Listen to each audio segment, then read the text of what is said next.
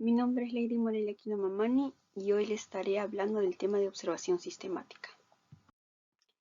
Bueno, continuando el método observacional, ¿no? Esto nos dice que es un método observacional científico muy fundamental para las investigaciones y que pues este método nos va a ayudar a buscar y estudiar justamente el comportamiento humano de manera espontánea justamente en el momento que se va a dar o la situación o el acontecimiento. Que implica justamente fundamentalmente dos puntos importantes. Uno va a ser un proceso de selección de información. La dos va a ser un proceso de atribución de significados. Entonces hay que tener en cuenta justamente las interpretaciones siempre que dependerán justamente del observador, de sus teorías, de sus conocimientos que se hayan llenado, ya que sean previos, de sus prejuicios, de sus expectativas y sobre todo de los fenómenos que pues se pretenden observar, ¿no? Entonces, esto se va a ir recopilando datos sobre el comportamiento humano en situaciones naturales o artificiales, ya que justamente se va a basar en la observación sistemática y detallada del comportamiento, ¿no? Sin intervenir en él, y justamente va a representar el medio que permite recoger los datos que se necesitan para poder formular y verificar la hipótesis explicada, ¿no? Y así poder avanzar en el conocimiento científico. Continuando, vamos con el punto 2 que nos habla de la relación entre el observador y el observado.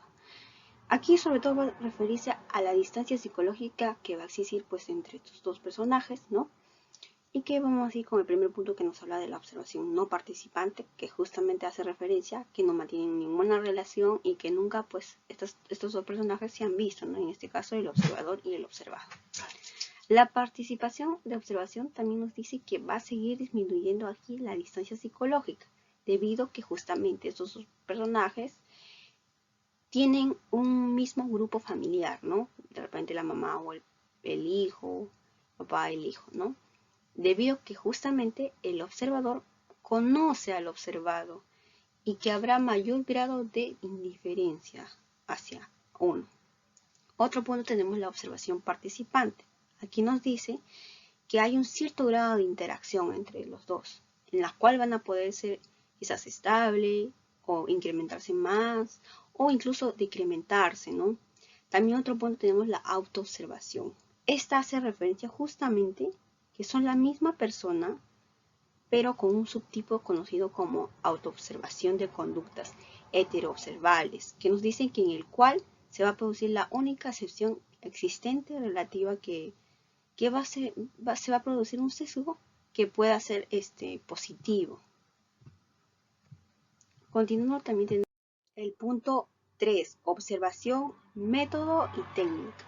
El método sobre todo va a ser una referencia a aquella modalidad o estrategia del método científico, que nos va a ayudar a permitir estudiar el comportamiento del humano, tanto de forma no reactiva, tal como que se produzca de manera más espontánea y se dé en el momento dado, ¿no? Y justamente en el propio contexto habitual. Ahora, el método observacional se va a ajustar justamente a un procedimiento formal desarrollado a través de unas acciones estructuradas, ordenadas y secuenciadas. Ahora en la técnica nos dice que se va a referir a los medios específicos y justamente a los instrumentos utilizados para recoger y obtener justamente los datos de las variables de interés de manera perceptiva y no reactiva, ¿no? Ahora, se diferencian entre la observación mejor dicho, como método de recogida de información y la observación como técnica observacional. Ahora, también hay que incluir que para la observación se va a considerar una estrategia científica en los requisitos. Tenemos como primero la A que nos dice basarse en objetivos e hipótesis de investigación que sean estables. En la B nos va a tratar de decir que el observador debe ser muy experto en este tema y entrenado incluso. En la C nos dice que el observador debe debe plantearse un contexto para aplicar la metodología observacional, ¿no? Esto quiere decir que el primer requisito es que lo que se pretende observar sea pues perceptible, que sea perceptible para poder observar, ¿no? Ahora, en la D nos dicen que los hechos o eventos que se observen deben ocurrir en contextos naturales o artificiales, mejor dicho, o en situaciones artificiales. Y la E nos van a decir que la recogida de datos debe realizarse de forma objetiva y sistemática. Entonces, la observación como método y como técnica constituyen conjuntamente la metodología sistemática observacional. Continuando, ahora tenemos lo que es el punto 4, la metodología observacional. Aquí nos van a decir que pues es un procedimiento científico que nos va a ayudar justamente a percibir, registrar la ocurrencia que se va a dar en el comportamiento, en este caso el objetivo que tiene el investigador, ¿no? Va a ser un procedimiento científico, disculpa, que nos va a ayudar a percibir y registrar la ocurrencia de los comportamientos que se tienen de objetivo, ¿no? Ahora tenemos como punto 4.1 el planteamiento de observación, que nos dice qué observar, con qué finalidad, qué unidades de análisis, qué parámetros de medida, ¿no? La elección del tema de objetivos de observación es justamente la primera decisión que se debe de tomar, planteando un diseño observacional idóneo, correcto, para que se pueda dar de cierto modo, ¿no? Establecer los objetivos y propósitos de la observación, definir también incluso las unidades de análisis u observación. Dentro de esto tenemos conductas observables o manifiestas, va a ser atributos y emociones no observables, interacciones y productos de conducta. Esto implica justo definir de forma muy precisa y mensurable las conductas que vamos a tener que observar, ¿no? Entonces, el seleccionar los indicadores o los parámetros de medida de la conducta observable va a ser un beneficio para nosotros. Como punto 4.2, la selección del procedimiento de observación. Aquí sobre todo vamos a tratar de planificar la recogida de datos y decidir cuándo y cómo se llevan a cabo las observaciones, ¿no? A quién observamos, cuándo y cómo llevar a cabo las observaciones, dónde y durante cuánto tiempo se va a poder observar, ¿no? Entonces vamos a encontrar como 4.2 los tipos de muestreo que se va a dar. Debemos seleccionar primeramente las muestras significativas y representativas de lo que queremos observar. Muestras de participantes, muestras de las situaciones dadas, muestras del tiempo, cómo y cuándo se va a dar. También tenemos el punto 4.2.2 que nos dice el contexto o lugar de la observación donde se va a observar. Puede ser en diferentes contextos, en distintos niveles de estructuración, ¿no? Es posible siempre realizar la observación en contextos naturales, ¿no? Donde se produzcan los hechos o fenómenos de forma más espontánea. En situaciones controladas también se puede dar artificiales, incluso creadas para la observación. Como otro punto 5, hablaremos de los registros observacionales e instrumentos de observación. Tenemos el 5.1 que nos dice los prototipos de registro, ¿no? A esto nos vamos a referir sobre todo 4 grandes prototipos de registro. El narrativo, que nos va a hablar de la finalidad de delimitar específicamente el objetivo, reducir los sesgos y obtener un bagaje de información, ¿no?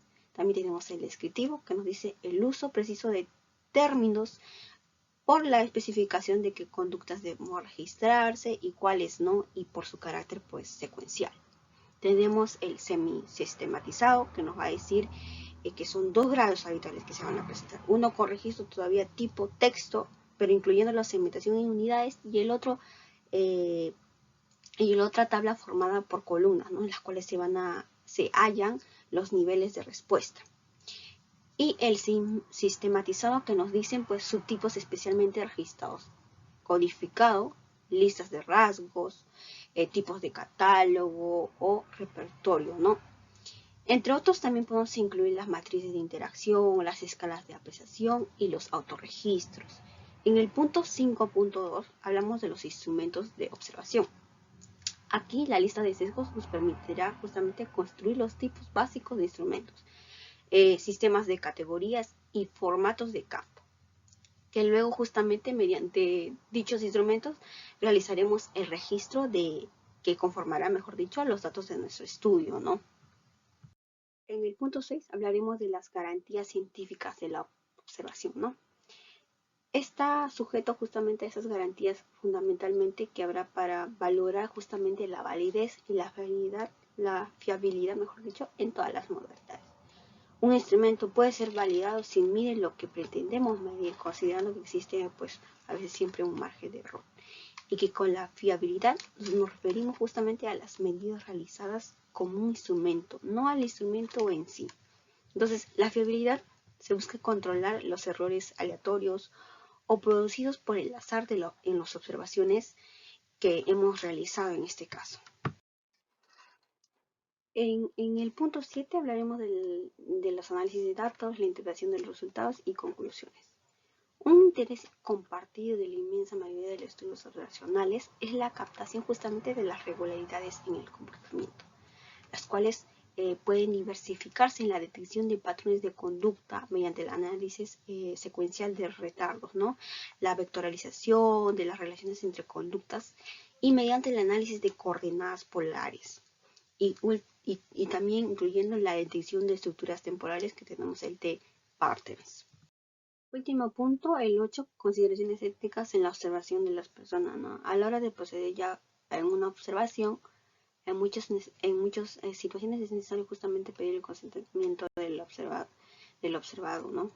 Y situaciones, inclusive las situaciones de instituciones que estemos dando en lugar, entonces hay que también pedir permiso debido al contexto, ¿no?